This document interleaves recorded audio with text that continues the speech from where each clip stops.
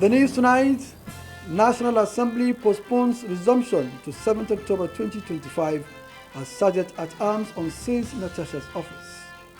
Plus, National Assembly set to consider constitutional amendment bills as it concludes public hearing.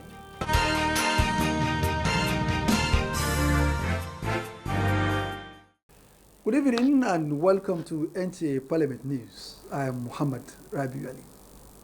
It appears Nigerians have to wait for another 2 weeks as the National Assembly reschedules its resumption of plenary after the annual recess to October 7th.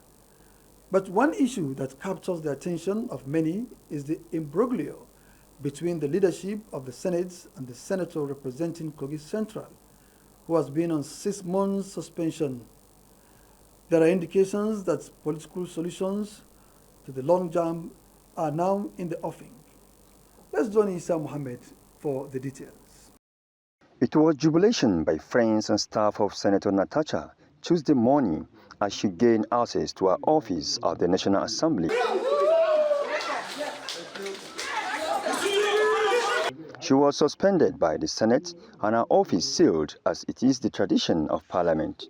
In the early hours of Tuesday, the Deputy Director of Sergeant at Arms at the National Assembly, Alabi Adedeji, unsealed the office to allow her access.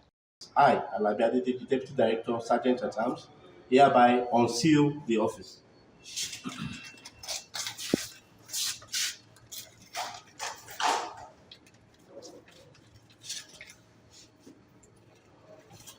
The office is hereby unsealed.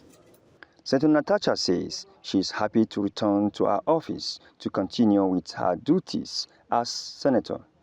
As for me, I'm glad to be here, and even though we have been illegally suspended, no day have I hesitated in effectively carrying out my duties as a senator of Kogi Central to the very best of my capacity.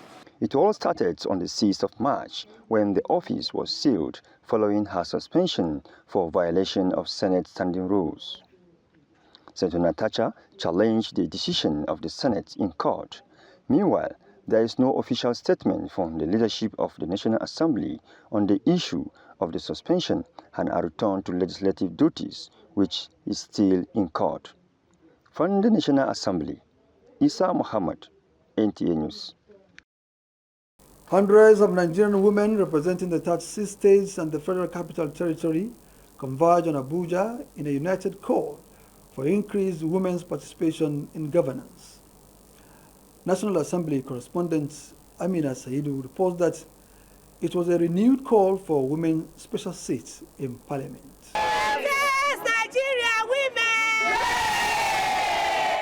The event began with a gathering at the Mariam Babangida National Center for Women Development, where various women's groups, activists, professionals and grassroots leaders assembled in solidarity with the agenda. From there, the women embarked on a peaceful procession through some major streets in Abuja, making their way to Transcorp Hilton. Their mission is to submit a memorandum to the National Assembly leadership, strongly endorsing the special seats reserved for women bill, which seeks to secure a constitutional quota for women in both legislative chambers. We are here to engage in a foundational act of nation building, the collective reimaging and reshaping of the supreme law of our land, the Constitution of the Federal Republic of Nigeria.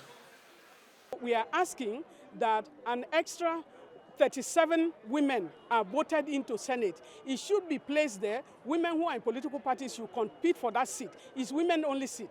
And then 37 positions be reserved for the House of Representatives for women only to contest it. And also within the state houses of assembly, for women to have every House of Assembly will have extra 3 seats for women, which they will contest and win.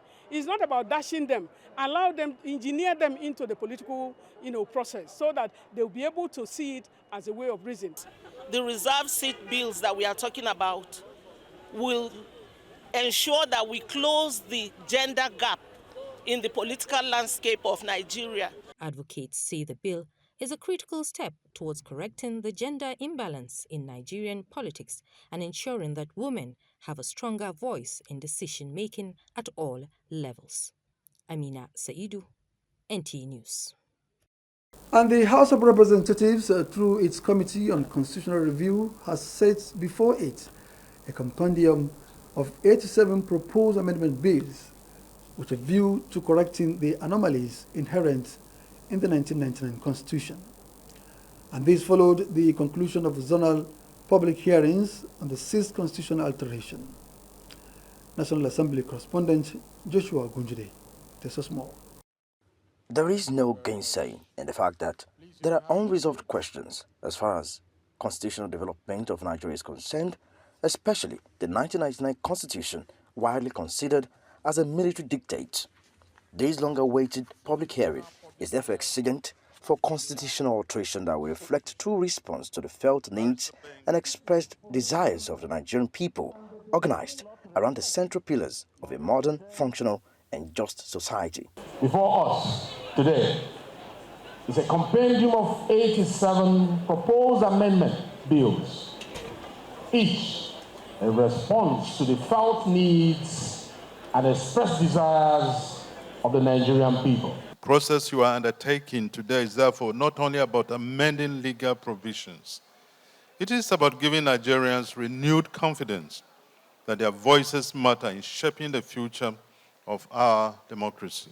Thematic areas for the public hearing covers electoral reforms, judicial reforms, legislature, inclusive governance, security and policing, and devolution of powers. That a constitutional amendment must be a listening exercise before it becomes a legislative one. 1999 Constitution had received 5 different alterations at different times by different assemblies. Others are targeted at the strengthening of institutions, including the traditional institutions, fiscal reforms, citizenship and indigenship, as well as state and local governments' creation. The validated bill will proceed to face the rigorous scrutiny of the plenary, the complex process of harmonization with the Senate, and the final critical hurdle of approval by at least 24 state assemblies. In Abuja, Joshua Oguchide, NTA News. And now let's join Dan Amar Mubi Alhaji Sali Bello. He is also the Director General Movement for the creation of Amana States at the National Public Hearing on Constitution Alteration Bills. Welcome to the news, sir. Thank you very much. Sir, you actively participated in the public hearing on Constitution Amendment. As a key stakeholder, do you think the 1999 Constitution has defects, and what are they? Well, thank you very much for that question, because there are a lot of discrepancies, deficiencies that have been observed in the 1999 Constitution as amended. Some of them, there are agitations for creation of states and local governments. There is autonomy of local governments. There is these traditional rulers that we want, to be part of the Constitution, so that we should be enshrined in the Constitution and our duties clearly spelled out. The women are looking for affirmative action where they can get reserved seats in the National Assembly, state houses of assembly. At least they want 35% or even more. So there are a lot of agitations. Good governance, evolution of power, there are so many things. If you were at the conference, as you were, you have had a lot of agitations from different people, organizations, the Nigerian Bar Association, the civil society group, and all this. Everybody had to contribute in what they want to be seen in the Constitution, like electoral reforms, for instance, after elections, the judgments, how long will it take? Can the governor be sworn in before the final the arbitration is done? So all these things, they are looking for those amendments, and that's why there was that public hearing. Can you take us through some of the thematic areas discussed at the hearing, especially as they concern the 87 proposed amendment bills? Yeah, the 87 proposed amendment bills, I cannot summarize them because they are, you said 87, and I have mentioned to you some of them. that every group is looking for. Especially, the local government reforms, the traditional institutions that should be recognized, the creation of states, local governments, the autonomy of the local government, and there are so many and so forth. So there are so many things that they want to be done as to amend in the constitution. So there are so many. Creation of more states and local governments, electoral reforms, and strengthening of institutions, including traditional institutions, were dominant during the public hearing. Are these realizable? One of my role as the Director General for creation of Amana State, I think that at least we have a strong case, for establishment of Amana State. In fact, we are not demanding. We are looking for actualization of the promise made to us by late Sardauna of Sokoto, where he said, by then we are a trust territory. We from Mubi, we are answerable direct to our US, United Nations. Our governor flies from Mubi, we had an airport, second to the one in Lagos, that he flies from Mubi, you're direct either to Lagos and then to the US.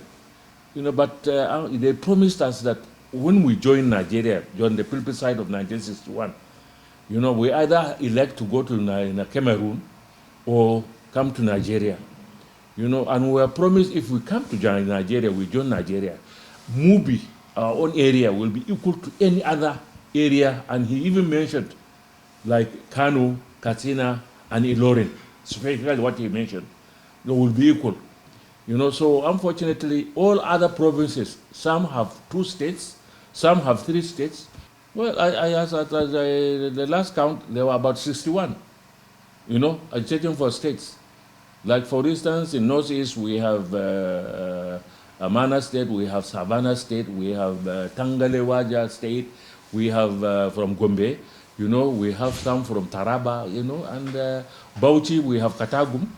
They're agitating for it, apart from the East and the West and the Southwest and the Central. All of them, they are agitating for states. So therefore, I think justice should be done. Thanks for your time, and we do hope to have you join us again. Thank you very much. You're welcome. We now pause for some messages. The news continues when we return. From the 36 states of Nigeria to the legislative chambers where laws are made, laws that shape healthy living, developmental strides, and challenges. Do you know that your future begins and lies with your state legislature? Stay informed, stay educated, stay connected, and stay empowered. It is a weekly affair where we keep you abreast with legislative stories that matter. From the state assemblies, only on NTA Parliament. Join us via DSTV, GoTV, StarTimes, and free-to-air platforms. NTA Parliament, strengthening Nigeria's democracy. And thanks for being there. Now, parliaments in Africa have been advised to adopt cutting-edge technology and artificial intelligence in addressing fiscal and governance challenges, as well as transformation of budget scrutiny. This resonated at the opening of the 8th Conference of African Network of Parliamentary Budget Offices. Speaker of Nigeria's House of Representatives, Abbas Tajuddin, said, Nigeria is taking the lead by strengthening procurement laws to block leakages. National Assembly correspondent Lami Ali reports that delegates from 16 member countries attended the conference in Abuja. Effective fiscal oversight in parliaments across Africa is of essence to enable the continent achieve the 2063 development agenda. Speaker Abbas, while declaring open the conference, points to available data which states that Africa loses billions of dollars annually, monies that should have been channeled to development projects. He said while countries are left with the option of credit finance, borrowing, as is done under the administration of President Tinubu, are targeted as developments in a transparent and sustainable manner. Under President Tinubu's leadership, borrowed funds are being channeled towards transformative projects that will expand revenue-generating capacity, such as power, transport, and agriculture, rather than for consumption.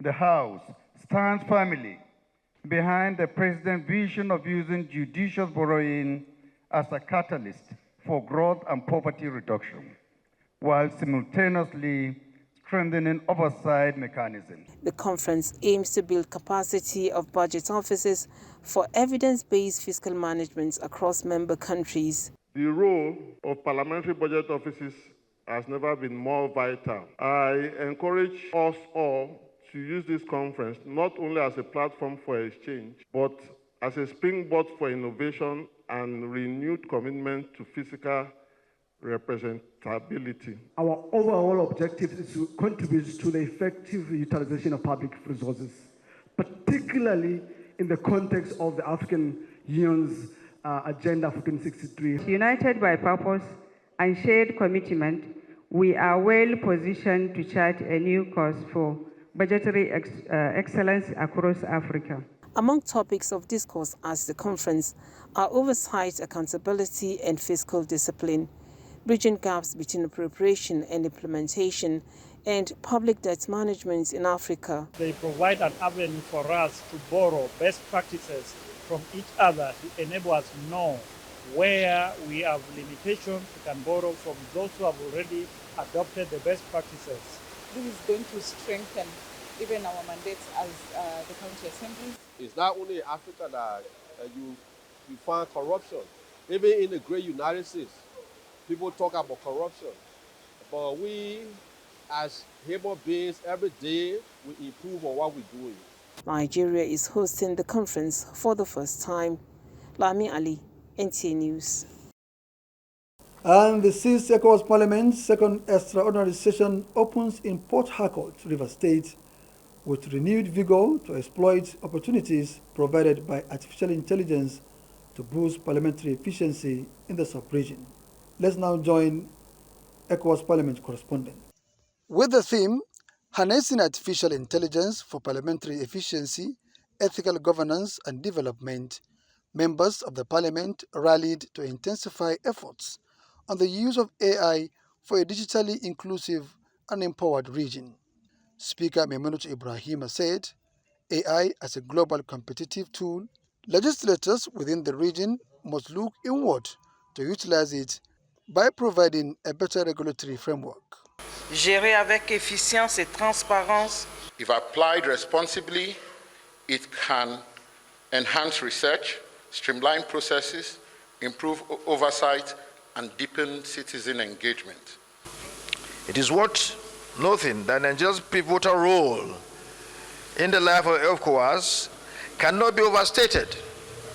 Since the founding of our community, Nigeria has consistently provided leadership, resources, and solidarity to advance the noble ideals of integration and prosperity for our region. Governor Fubara, who was represented, and other speakers stressed the importance of checkmating the use of AI in parliamentary system, highlighting the security and socio-economic implications. As lawmakers, the democratic institutions tackle with the exponential advancement of AI technologies. We face what I term the governance paradox of acceleration. We believe that there's so much more to learn from you so that we can improve on what we're also doing here at the sub-national level. The session is to last for 6 days. And now to state legislature. The Anambra State House of Assembly has urged the Governor of Anambra State, Professor Chukwuma Soludo, to direct the Ministry of Transport and the Managing Director, Anambra Road Traffic Management Agency, to ensure the removal of all unapproved bombs constructed with non-compatible materials on asphalted roads in the state. This is sequel to a motion sponsored by the member representing Ekusiego constituency and majority leader of the House, Ikenna Ofedeme, and 28 others Correspondent Ngozi Okekwearo reports. Moving the motion, Honorable Ofodeme argued that bumps or speed breakers must be professionally designed to not weaken or damage the structural integrity of the roads. Concerned that across Anambra State, many communities, individuals, and groups have resorted to the indiscriminate construction of bumps on both newly and old asphalted roads without the approval of the Ministry of Transport or the Anambra Road Traffic Management Agency (ATMA) on the roads within the state. Be it therefore resolved by the Honorable House that the Anambra State House of Assembly calls on the Governor of Anambra State, Professor Charles Uma Soludo Sierra, to direct the Ministry of Transport and Managing Director, Anambra State Traffic Management Agency (ATMA), to ensure the removal of all unapproved bumps constructed with non-compatible materials and on asphalted roads in the Anambra in the state. I so move, Mr. Speaker. Honorable Imanwafo and other members emphasized that unregulated speed breakers constitute serious risks to road safety and undermines government investment on roads. The road networks built in the state, Mr. Speaker, for crying out loud, belongs to the government. And anything on those road networks, whether it's road signs, speed breakers, or bumps, has to come up with an approval.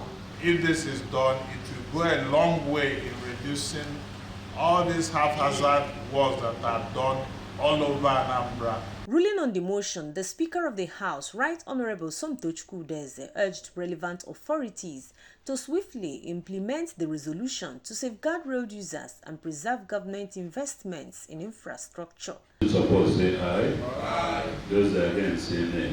Aye.